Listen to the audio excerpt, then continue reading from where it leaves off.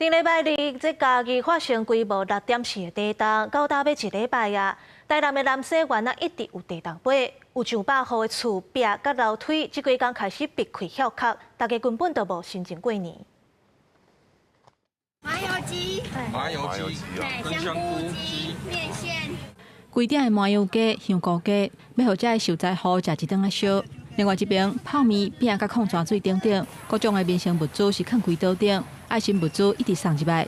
不过，竟然出现规棚的7、8个人，假作是灾民，专工搭客运来这提物资，而且看到是真唱秋。我已经劝诫他了，然后他就回我说：“你写在小白上面。”这会让我觉得，我已经让你领了就算了，然后我就说告诫他说：“好，你有领了就好，就不要再领了。”嘉义大埔6.4的地震发生到今已经要一礼拜，这个期间要是继续发生地震尾，消防所的空间嘛特别满啊，加上天气愈来愈寒，有民间公司赞助搭这种会当冻咧寒的临时消防所。防寒的效果是不错的。目前这边满床可以容纳到100人。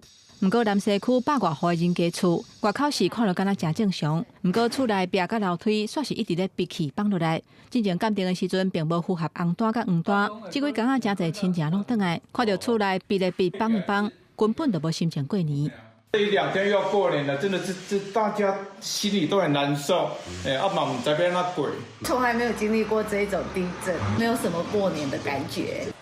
另外，嘉义市友中路的一搭工地，那像因为透早佮发生地震尾，加上天气转变，透风直扫，地区有严格放落来，全去喊到2台汽车，厂商是赶紧派人来处理。记者综合报道。